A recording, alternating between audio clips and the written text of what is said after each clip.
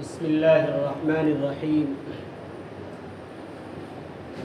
الحمد للہ رب العالمین والصلاة والسلام علی سید الانبیاء والمرسلین وعلى آلہ واصحابہ وذریاتہ واہل بیتہ اجمعین اما بعد فاعوذ باللہ من الشیطان الرجیم بسم اللہ الرحمن الرحیم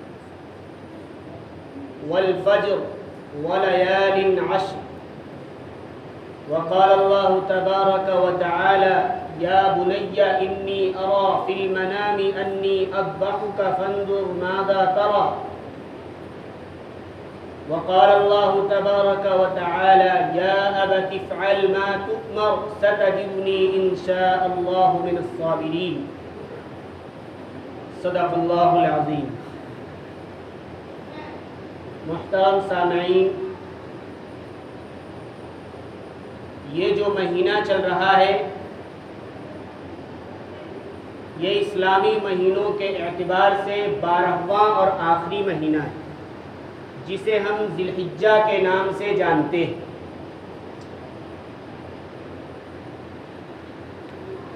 اس پہلے عشرے کی نبی کریم صلی اللہ علیہ وسلم کی احادیث میں بہت ساری فضیلتیں وارد ہوئی ہیں. یہ جو عشرہ ہے 1 ذی الحجہ سے لے کر 10 ذی الحجہ تک، اس عشرے کے بارے میں بہت ساری فضیلتیں حدیث میں آئی ہیں. ان تمام حدیثوں کو دیکھنے کے بعد علماء کرام نے یہ بتلایا کہ یہ دن ایسے ہیں کہ ان دنوں میں سے کسی بھی دن اگر عبادت کر دی جائے تو وہ ایسا ہے جیسے کسی نے پورے سال عبادت کی. ایک روایت میں آتا ہے کہ اگر کسی نے ان دنوں کی راتوں میں عبادت کی تو اس کی فضیلت ایسی ہے جیسے اس نے شب قدر کی رات میں عبادت کی. میں نے جو آیت کریمہ پڑھی ہے والفجر ولیال عشر کہ اللہ رب العزت والجلال قسم کھا کر کہہ رہے ہیں، قسم ہے 10 راتوں کی. مفسرین کہتے ہیں ان 10 راتوں سے مراد یہی 10 ذی الحجہ کے دن ہیں.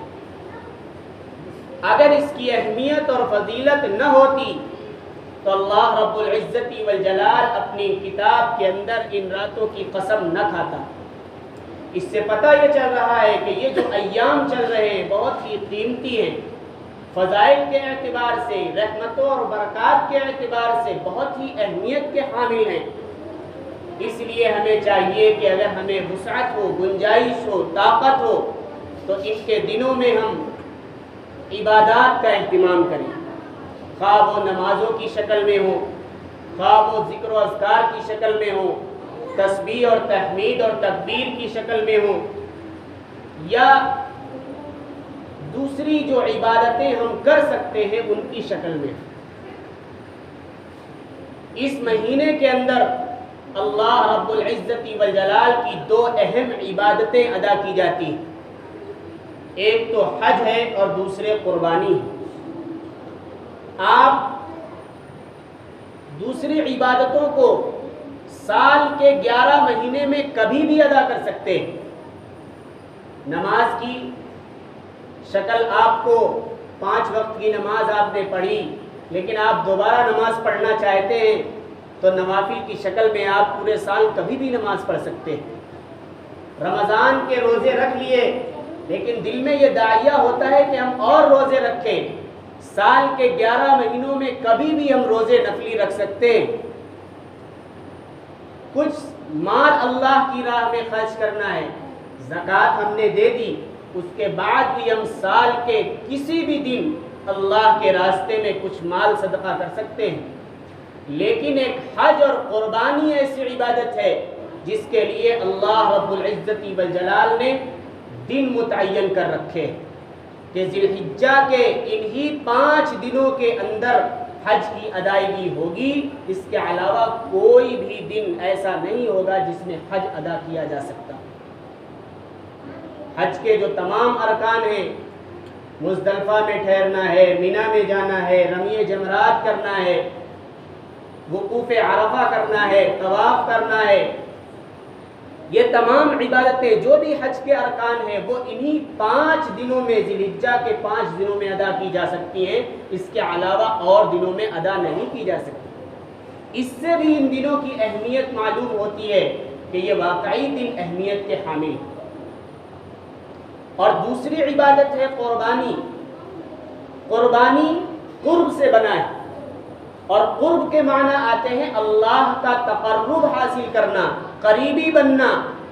اور یہ عبادت ایسی ہے جو ان 10، 11، 12 ان 3 دنوں کے علاوہ پورے سال کبھی بھی قربانی ادا نہیں ہو سکتی۔ تو اس ذی الحجہ کے دنوں کے اندر اللہ رب العزت والجلال نے 2 ایسی اہم عبادتیں ہمیں دی ہیں کہ اور عبادتیں تو ہم سال کے کسی بھی مہینے میں کر سکتے ہیں، لیکن یہ 2 عبادتیں صرف انہی گنے چنے چند دنوں میں کر سکتے ہیں، ان کے علاوہ نہیں کر سکتے۔ آپ ترتیب دیکھیے، رمضان المبارک کا مہینہ پورا ہوا، خوشی کا موقع آیا، اتنی بڑی عبادت پوری ہوئی ہے۔ اللہ رب العزت والجلال نے کہا کہ اگلے دن یعنی 1 شوال کو تمہیں خوشی منانی، اور خوشی کا آغاز، خوشی کی شروعات صدقۃ الفطر سے کرنا ہے۔ نماز کی ادائیگی کے لیے جانے سے پہلے صدقۃ الفطر ادا کر کے جایا جائے۔ اور ادھر حج کا ایک اہم رکن 9 ذی الحجہ کا روزہ رکھنا ہے۔ 9 ذی الحجہ کا روزہ عرفہ کا دن جو کہلاتا ہے، اس دن جو ہم روزہ رکھتے ہیں، ہم لوگ تو روزہ رکھیں گے لیکن حاجی لوگ وقوف عرفہ کریں گے، عرفہ کے میدان میں ٹھہریں گے۔ یہ ایک اہم عبادت ہے۔ یہ ایسی اہم عبادت ہونے کے بعد اللہ رب العزت والجلال نے کہا کہ ایک بڑی عبادت پوری ہوئی ہے، اس کے لیے اب تمہیں اگلے دن سے قربانی کرنی۔ اللہ رب العزت والجلال کی طرف سے یہ جب ذی الحجہ کا چاند نکلتا ہے تو ہمارے اوپر چند کام لاگو ہوتے ہیں۔ ذی الحجہ کا چاند جیسے ہی نکلا، سب سے پہلا حکم ہمارے اوپر یہ آتا ہے کہ اپنے بال، اپنی مونچھیں، اپنے ناخن ہمیں نہیں کاٹنے۔ یہ نبی کریم صلی اللہ علیہ وسلم کی طرف سے ہماری طرف، اس امت کی طرف ایک حکم آتا ہے کہ جو قربانی کرانے والا ہے، جو صاحب نصاب ہے، وہ شخص اب مونچھیں نہیں کاٹے گا، اپنے ناخن نہیں کاٹے گا، اپنے بال نہیں کٹوائے گا۔ یہ تمام چیزوں میں سب سے پہلا حکم ہماری طرف عائد ہوتا ہے۔ حقیقت پوچھئے تو عقل سے اس کا کوئی تعلق نہیں ہے۔ کیا ملتا ہے ناخن کاٹنے سے، روک دینے سے؟ کیا ملتا ہے بال کتروانے سے، روک دینے سے؟ لیکن حقیقت یہ ہے کہ اصل عبادت تو حاجی لوگوں کی ہو رہی، اور ہماری طرف یہ حکم دیا گیا کہ کم سے کم آپ ان کی مشابہت تو اختیار کر لیجئے، کہ جس طریقے سے وہ حاجی لوگ حج کرنے گئے ہوئے ہیں، وہاں نہ وہ بال کٹوا رہے ہیں، نہ وہ اپنی مونچھیں ترشوا رہے ہیں، نہ اپنے ناخن کتروا رہے ہیں، تو تمہیں بھی ان کی ہی طرح اپنی بھی شکل بنانی اور ان کی مشابہت اختیار کرنی۔ یہ حکم اس کی طرف سے آیا۔ کسی اللہ والے نے بہت اچھی بات کہی کہ ہماری عبادت کیا ہے، بس ان کی شکل اختیار کروا دی، ان کی طرح مشابہت کروا دی ہے، اس سے ہمیں کیا ملے گا؟ تو کسی اللہ والے نے کہا کہ یقیناً اللہ رب العزت والجلال کی حکمت یہ ہے کہ اس کی رحمتیں اور اس کی برکتیں بہانہ ڈھونڈتی ہیں، کہ جب اللہ رب العزت والجلال نے ہم لوگوں کو ان کی مشابہت کے لیے تیار کر رکھا ہے، اور ہم لوگوں کو حکم یہ دیا کہ ان کی مشابہت، ان کی طرح اپنے آپ کو بنا لو، تو پتہ یہ چلا کہ وہ عرفہ کے میدان میں رحمتوں میں ڈھپے ہوئے ہیں، ان کو ہر طرف سے رحمتوں اور برکتوں نے گھیر رکھا ہے۔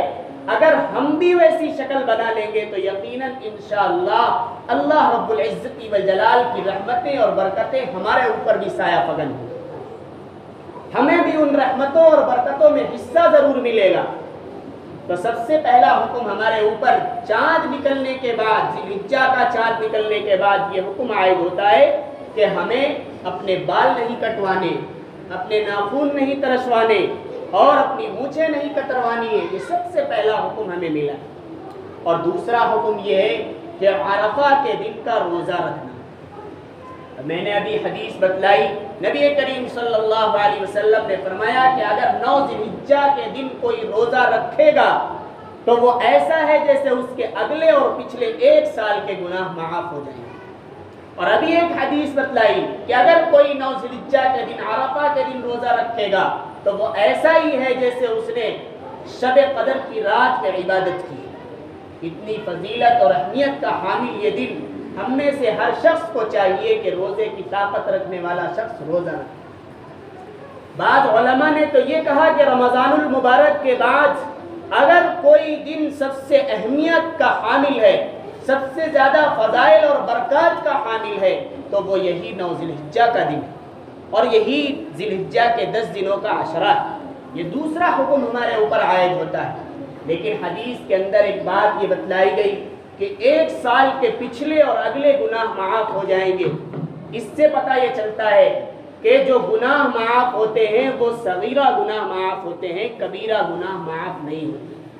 یہ ایک جزئی بات میں آپ کو بتلا رہا ہوں، کوئی شخص یہ سمجھے کہ پوری زندگی ہم نے گناہوں میں گزاری ہے، لاؤ ایک روزہ عرفہ کا رکھ لے اور تمام گناہ ہمارے معاف ہو جائیں گے، تو اس کے لیے تمام جتنی بھی فضائل آئے ہیں کہ وضو کرنے کے بعد ہاتھ دھونے میں ہاتھ کے گناہ معاف ہو جاتے ہیں، چہرہ دھونے میں ناک کان آنکھوں کے گناہ معاف ہو جاتے ہیں، پیر دھلنے میں ہمارے پیروں کے گناہ معاف ہو جاتے ہیں، یقیناً معاف ہوتے ہیں۔ صغیرہ گناہ معاف ہوتے ہیں، کبیرہ گناہ بغیر توبہ کے معاف نہیں ہوتے۔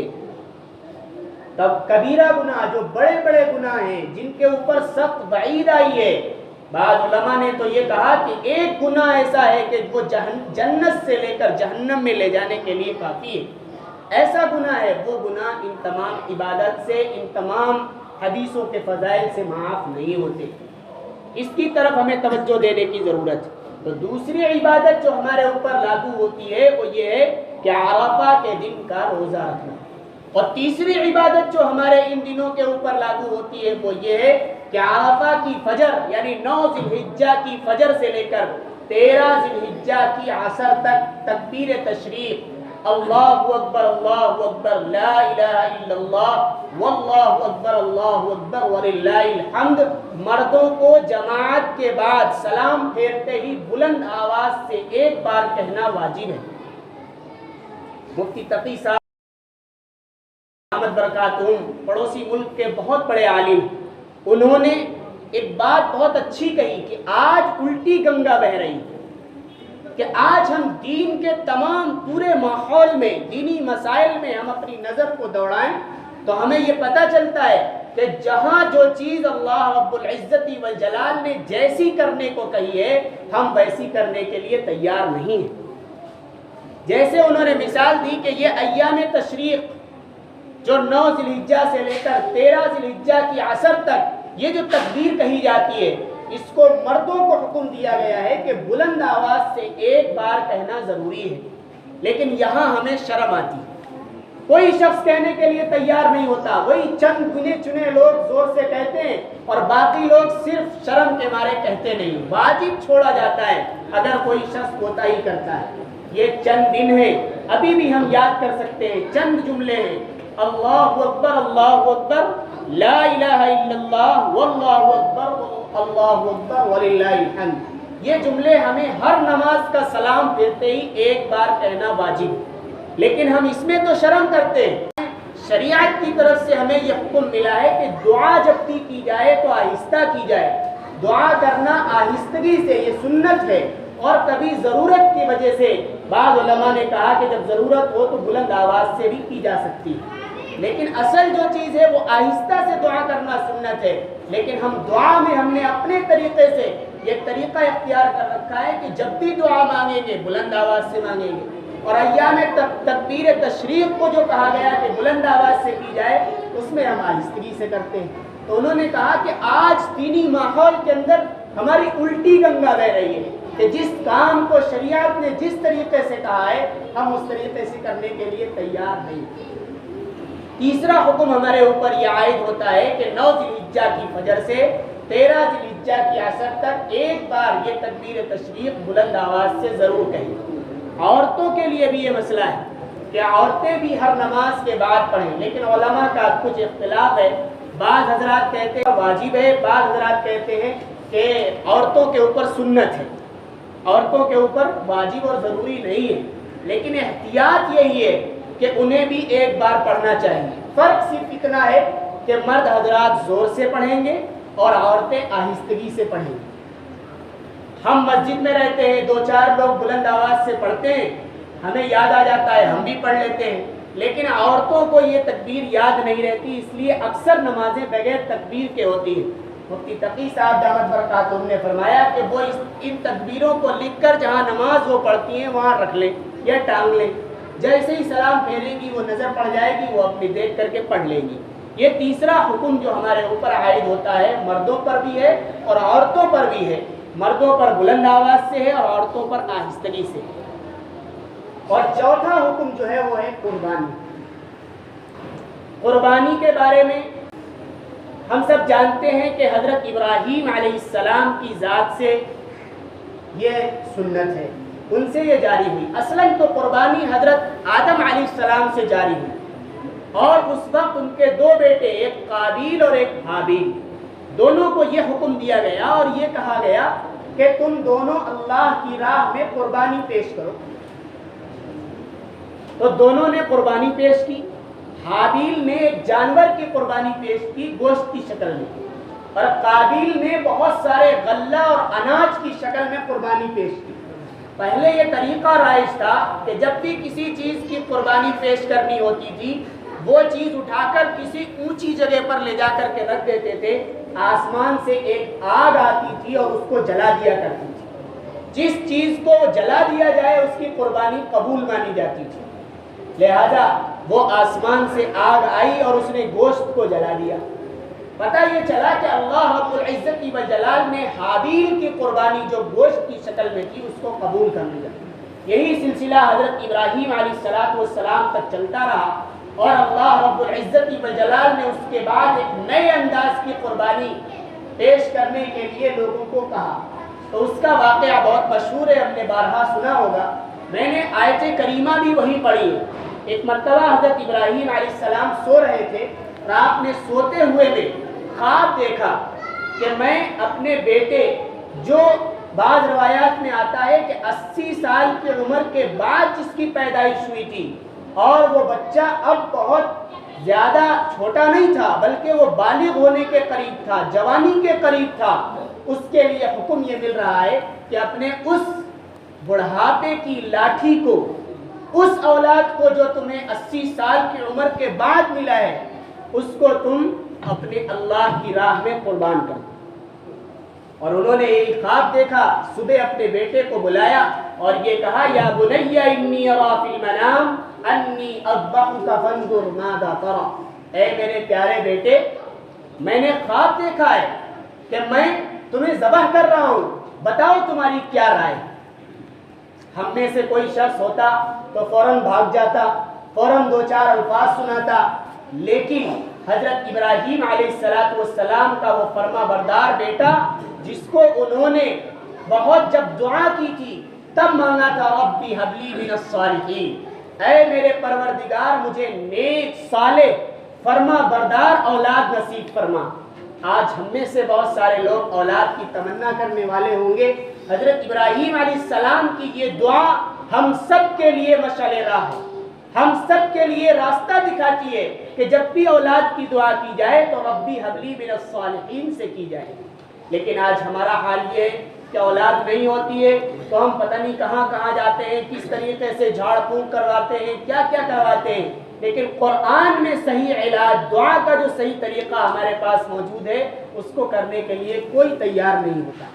تو یہ دعا ربی حب لی من الصالحین کے ذریعے جس بیٹے کو مانگا گیا، اور پھر اللہ نے جب بیٹے کی بشارت دی تو کہا فبشرناہ بغلام حلیم، کہ ہے اے ابراہیم ہم تمہیں ایک ہونہار، حلم اور بردبار بچے کی خوشخبری دیتے ہیں۔ لہذا وہ بچہ جب اس نے فوراً سنا اور سننے کے بعد کہا یا ابت افعل ما تؤمر ستجدنی انشاء اللہ من الصابرین، اے میرے پیارے والد، اے میرے پیارے ابا جان، آپ کر گزریے اس کام کو جس کا حکم آپ کو ملا ہے۔ یہ جب کہا تو حضرت ابراہیم علیہ السلام اس بیٹے کو لے کر چل دیے، اور جانے کے بعد جہاں جہاں گئے ہیں اور جس جس راستے سے گزرے ہیں اس راستے سے حاجی آج بھی گزرتا ہے، اور جہاں جہاں پر شیطان نے بہکایا ہے حاجی وہاں پر آج بھی ساتھ ساتھ کنکریاں مارتا ہے۔ یہ پوری ان کی داستان، ان کا پورا فلسفہ آج بھی حاجی کرتا ہے اور ان کی یادگار تازہ کرتا ہے۔ لہذا انہی کی یہ سنت، نبی کریم صلی اللہ علیہ وسلم سے پوچھا گیا ما ہی الاضاحی، قربانی کیا چیز ہے؟ تو نبی علیہ الصلوۃ والسلام نے فرمایا ہی سنت ابیکم ابراہیم، یہ تمہارے ابا ابراہیم علیہ السلام کی سنت ہے۔ لہذا یہ جو ہم قربانی کر رہے ہیں یہ حضرت ابراہیم علیہ الصلوۃ والسلام کی سنت ہے، اور اسی کے یادگار میں ہم یہ قربانی کرتے ہیں۔ صحابہ کرام رضوان اللہ تعالی مجمعین نے پوچھا کہ اے اللہ کے نبی ہمیں قربانی پر کیا ملے گا؟ تو نبی علیہ الصلوۃ والسلام نے فرمایا جانور کے ہر بال کے بدلے ایک نیکی ملے گی۔ اس لیے ہمیں چاہیے کہ ہم یہ قربانی کریں۔ آج ایک عام طور پر ہر شخص کے ذہن و دماغ میں، خواہ وہ غیروں کی طرف سے ہو خواہ وہ اپنوں کی طرف سے ہو، ہر شخص یہ کہتا ہے کیا فائدہ ہے ایسی قربانی کرانے سے جس میں بہت سارے جانوروں کی جانیں جاتی ہیں، خون بہایا جاتا ہے، اتنا پیسہ اگر کسی غریب کو دے دیا جائے تو اس کا بھلا ہو جائے۔ یقیناً آپ کی نیت بہت اچھی ہو سکتی ہے، لیکن ایک بات یاد رکھیے، عبادت نام ہے اللہ کے حکم کا۔ اگر اللہ کا حکم پایا جائے گا تو وہ عبادت کہلائے گی، اور اللہ کا حکم نہیں پایا جائے گا تو وہ عبادت نہیں کہلائے گی۔ یقیناً مالی اعتبار سے کسی غریب کی، کسی محتاج کی، ضرورت مند کی مدد کرنا بہت بڑی عبادت ہے، لیکن قربانی کا فریضہ چھوڑ کر کسی کی مدد کرنا کوئی عبادت نہیں ہے۔ آپ آج دیکھیے حاجی لوگ بہت حرم کے اندر پہنچ چکے ہیں۔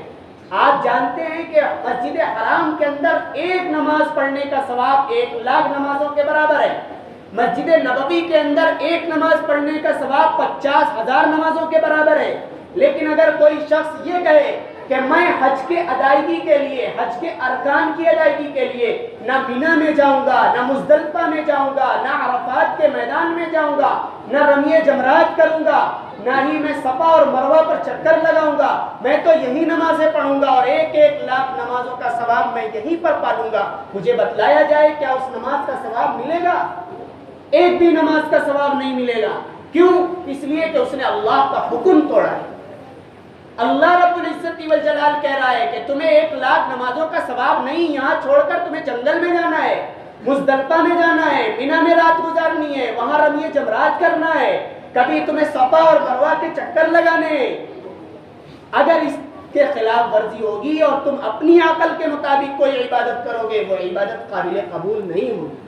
اس لیے ہمیں یہ حکم دیا گیا کہ ہم قربانی کریں۔ اگر ہم اس قربانی کو چھوڑ کر خواہ کتنی بھی بڑی عبادت کر ڈالیں، اس عبادت کا کوئی ثواب نہیں، اس کی کوئی اہمیت نہیں۔ اس لیے 52.5 تولہ چاندی، 7.5 تولہ سونا جو زکوٰۃ کا نصاب ہے، وہی قربانی کا نصاب ہے۔ زکوٰۃ اور قربانی میں فرق اتنا ہے کہ زکوٰۃ میں 1 سال گزرنا ضروری ہے، کہ اگر کسی شخص کے پاس پورے سال بھر 52.5 تولہ چاندی، جو آج کے گرام کے اعتبار سے 612 گرام چاندی ہوتی ہے، اور 7.5 تولہ سونا جو آج کے گرام کے اعتبار سے 87.5 گرام سونا ہوتا ہے، اس کی مالیت کے بقدر ہمارے پاس یہ سونا ہو یا چاندی ہو، یا اتنا روپیہ ہمارے پاس ہو، یا ہماری دکان کے اندر اتنے روپے کا مال موجود ہو، اس کے اوپر زکوٰۃ فرض ہوتی ہے۔ اور یہی نصاب ہماری قربانی کے لیے، بس فرق اتنا ہے کہ اس میں سال بھر موجود ہونا چاہیے، سال گزرنا چاہیے، اور قربانی میں سال گزرنا ضروری نہیں۔ بس اگر آج آپ کے پاس ہے تو آج آپ کے اوپر قربانی واجب ہے۔ اسی طریقے سے آج اگر چاندی 612 گرام چاندی کی مالیت ہم سونار سے پوچھیں تو میں نے کل جوڑا تھا 42,000 روپے ہوتے ہیں۔ اگر کسی شخص کے پاس 42,000 روپے موجود ہیں، یا 42,000 روپے کا کچھ سونا، کچھ چاندی، کچھ روپیہ اور کچھ دکان کے اندر مال موجود ہے، سب کو ملا کر 42,000 پہنچتا ہے، تو ہر شخص پر قربانی واجب ہے۔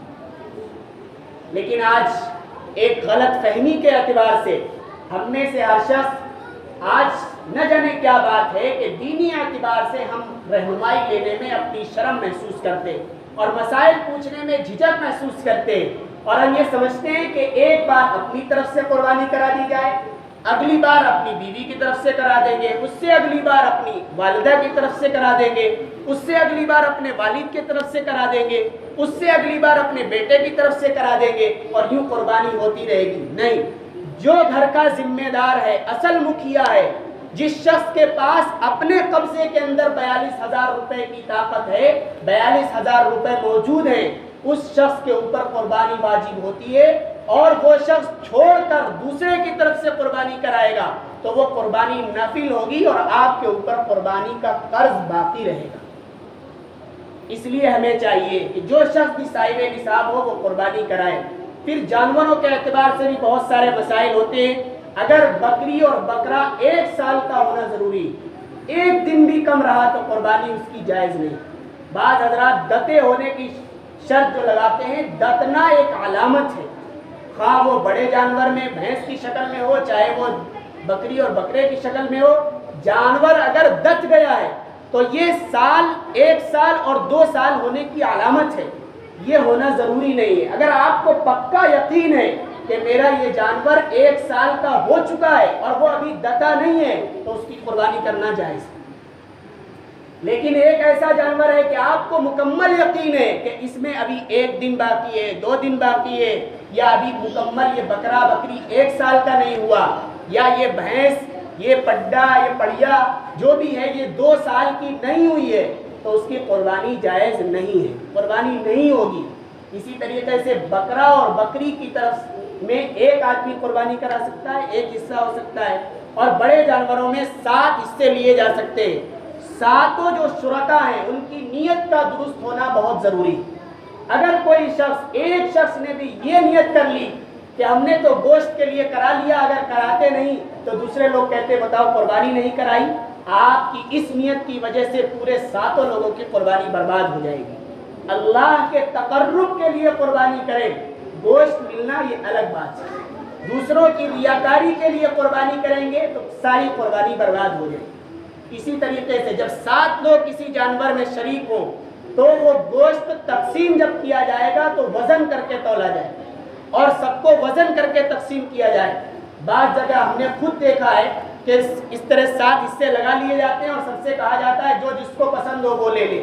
یہ شرعاً فقہی اعتبار سے بالکل غلط ہے، غلط ہے، غلط ہے۔